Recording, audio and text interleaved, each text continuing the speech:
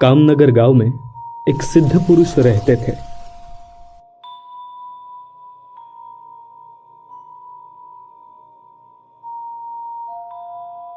उनके पास गांव के लोग अपनी समस्या लेकर आते थे और बाबा उनकी सारी मनोकामनाएं पूरी कर देते थे। बाबा जी के चरणों पर आए हुए दंपति। बाबा जी, हमें 50,000 रुपयों की सख्त जरूरत है, पर हमें कहीं से कोई मदद नहीं मिल रही। चिंता ना करो, शांति से अपने घर जाइए। आप अपने अलमारी में 50,000 रुपए पाएंगे। बाबा जी की कही बात कभी झूठी नहीं होती थी। घर पहुंचते ही पति पत्नी को अपने अलमारी में 50,000 रुपए मिले।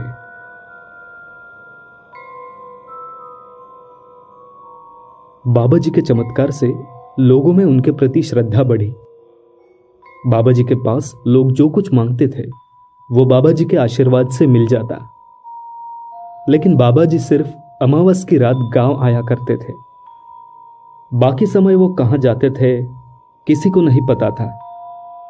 लोगों का कहना था कि बाबा जी जंगल में नई नई सिद्धियां प्राप्त करने जाते हैं जिससे मानव कल्याण हो।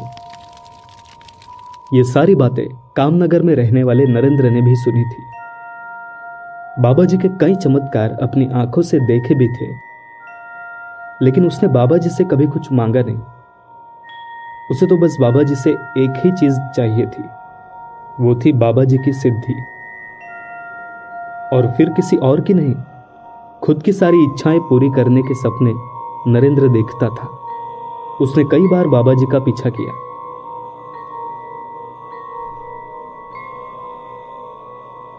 बाबा जी के पीछे पीछे वो जंगल में जाता था,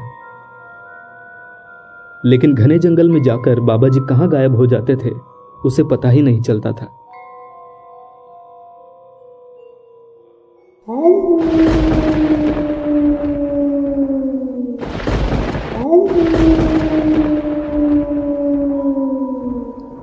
फिर एक अमावस की रात उसने बड़ी हिम्मत करके बाबा जी से उनकी सिद्धियों के बारे में पूछा और ये सिद्धि प्राप्त करने के लिए क्या करना चाहिए इसके बारे में जानने की भी कोशिश की।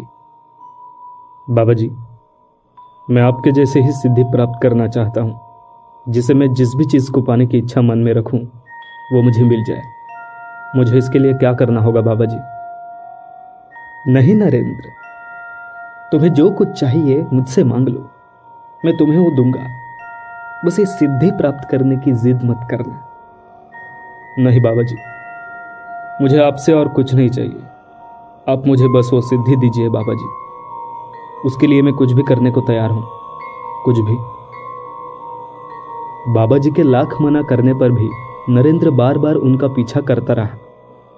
अब उसे बस वो सिद्धि चाहिए थी जिससे वो किसी भी चीज को पाने की इच्छा मन में रखे वो मिल जाए।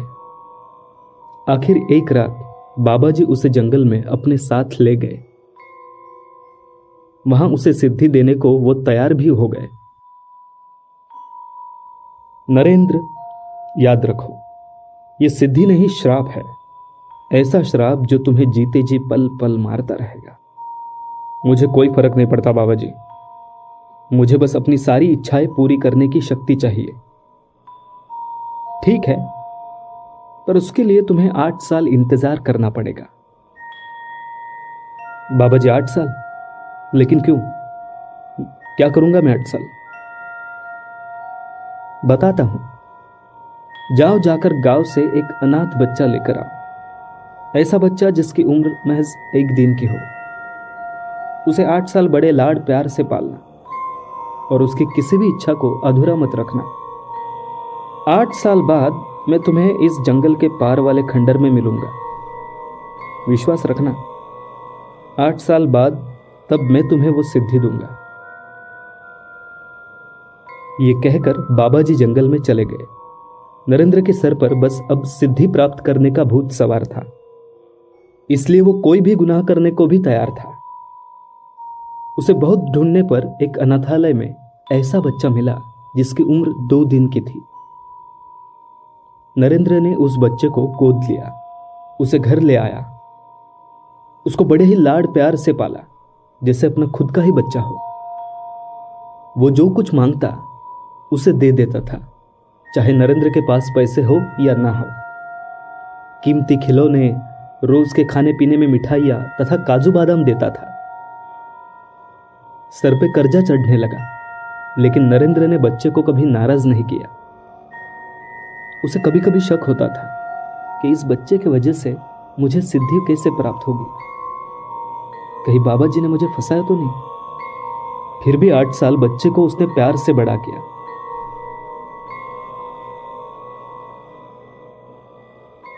अमावस की रात बाबा जी गांव में आए तो उन्होंने नरेंद्र को अपने पास बुलाकर बच्चा लेके कल रात खंडहर में आने के लिए कहा।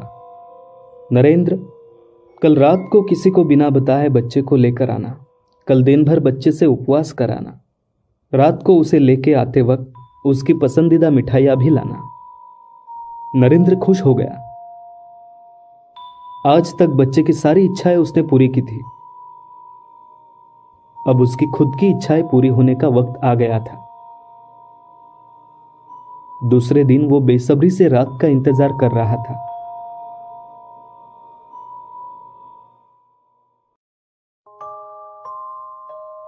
रात को बच्चे को लेकर नरेंद्र खंडहर पहुंचा।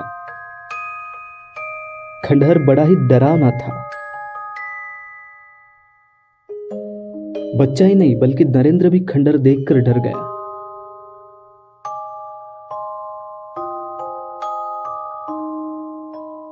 बाबा जी खंडहर में हवन कर रहे थे। उनके सामने एक खोपड़ी रखी थी जिसमें खून भरा हुआ था। नरेंद्र को बाबा जी ने अपने सामने बिठाया और खून की छींटें उस पर उड़ाई। फिर बाबा जी मंत्र बोलने लगे।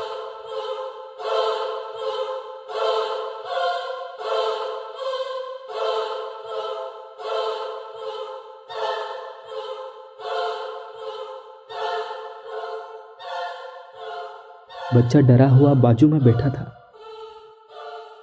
बच्चे, तुम्हें भूख लगी है? जी, मुझे खाना चाहिए। फिर बाबा जी के हुक्म के अनुसार नरेंद्र ने बच्चे को लड्डू खिला दिए। दिन भर भूखे मासूम बच्चे ने बिना सोचे समझे सारे लड्डू खा लिए। उसे यह भी नहीं पता था कि बाबा जी ने अपने पास की बड़ी तलवार उठा के नरेंद्र के हाथ में दे दी थी। नरेंद्र, ये बच्चा लड्डू खाने के बाद पानी मांगेगा, पर उसके पानी मांगने से पहले ही उसका सिर धड़ से अलग कर दे। नरेंद्र ये बात सुन के घबरा गया। जिस बच्चे को उसने 8 साल से बड़े लाड प्यार से पाला था, उसकी हर बात मानी थी, ऐसे बच्चे को अपने ही हाथों से मारने का काम करने में नरेंद्र को डर लगने लगा। लेकिन 8 साल बाद सिद्धि प्राप्त होने की घड़ी आई थी। अब नरेंद्र को बस सिद्धि प्राप्त करनी थी। उसने अपना मन बना लिया। मैं अपने 8 साल बर्बाद नहीं होने दूंगा। बेटे, सारी मिठाई खा ली? जी पिताजी। और कुछ खाना है? नहीं पिताजी। क्या तुम्हें जो कुछ चाहिए था वो सब मिल गया? जी पिताजी। नरेंद्र के आंखों में जैसे शैतान समाया था। पिताजी, मुझे बहुत प्यास लग गई है, मुझे थोड़ा।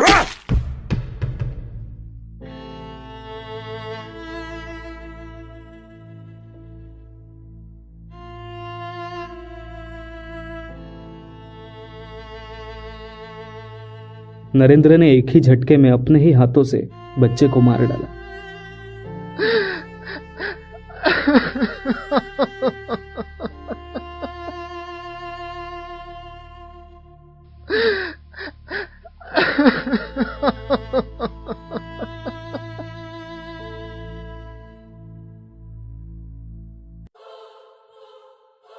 बाबा जी ने फिर बच्चे का सर उठाकर उसका खून नजदीक के कुंड में डाल दिया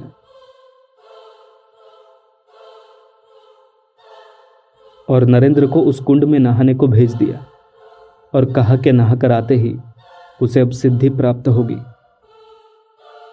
खून भरे कुंड में नरेंद्र नहाने उतरा।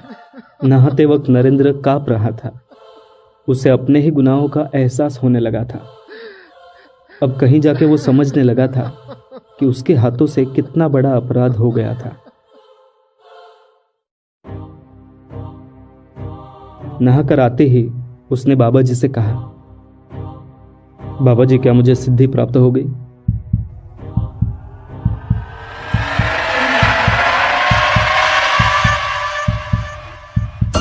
तभी उसने बाबा जी के पीछे से अपने बच्चे के पिशाच को रोते हुए अपनी ओर बढ़ते हुए देखा। उसे देखकर नरेंद्र के होश उड़ गए। पिताजी, पिताजी, आपने मुझे क्यों मारा? क्या गलती थी मेरी?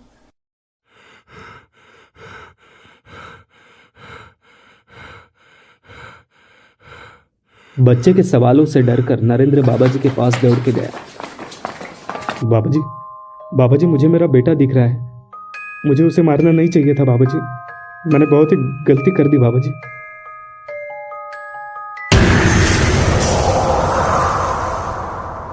पिताजी, आज तक आपने मेरी सारी इच्छाएं पूरी की, तो मुझे थोड़ा पानी भी पिलाइए ना। मुझे प्यास लगी है। मुझे बस थोड़ा पानी दीजिए। बच्चा मुझसे अभी भी पानी मांग रहा है बाबा जी।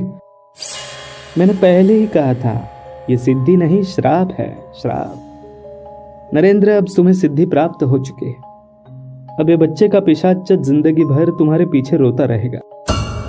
ये अब हर वक्त तुमसे पानी मांगता रहेगा। तुम्हारी जो कुछ भी इच्छा हो तुम इस पिशाच से कहना। अगर तुम्हें सोना चाहिए हो तो कहना, बेटे मुझे पहले सोने के 100 सिक्के दो, फिर मैं तुम्हें पानी पिलाऊंगा। तुम्हारी इच्छा पूरी होगी।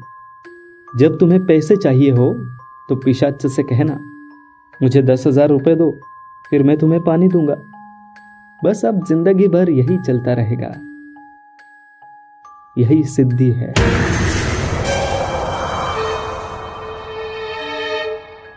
नरेंद्र ये सुनकर बहुत डर गया। उसके पैरों के नीचे से जमीन फिसल गई। डर के मारे वो वहां से पागलों की तरह भागने लगा और बच्चे का पिशाच उसके पीछे भागने लगा। जैसे ही वो घर पहुंचा तो उसने दरवाजे पर अपने बेटे का पिशाच हाथ में अपना ही सर लिए खड़ा हुआ देखा। पिताजी, और वो बेहोश हो गया। अब उसके पास हर वक्त बच्चे का पिशाच रहता है जो उसे पानी मांगता रहता है। पिताजी, मुझे थोड़ा पानी दीजिए ना। नरेंद्र ये सहन नहीं कर पा रहा। वो अब बच्चे से कुछ भी मांगने की हालत में नहीं रहा। नरेंद्र ने खाना पीना छोड़ दिया। वो बीमार रहने लगा। गांव के लोगों को लगा अपना प्यारा बेटा खो जाने की वजह से नरेंद्र बीमार पड़ गया है।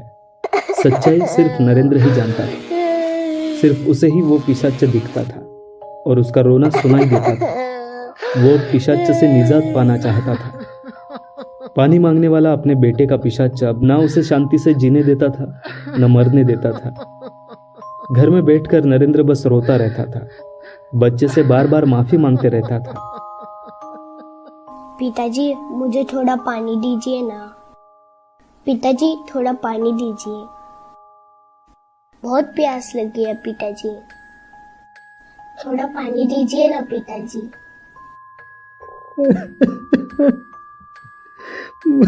मुझे माफ कर दो बेटा। मम्मी मुझे माफ कर दो बेटा। मुझे माफ कर दो बेटा।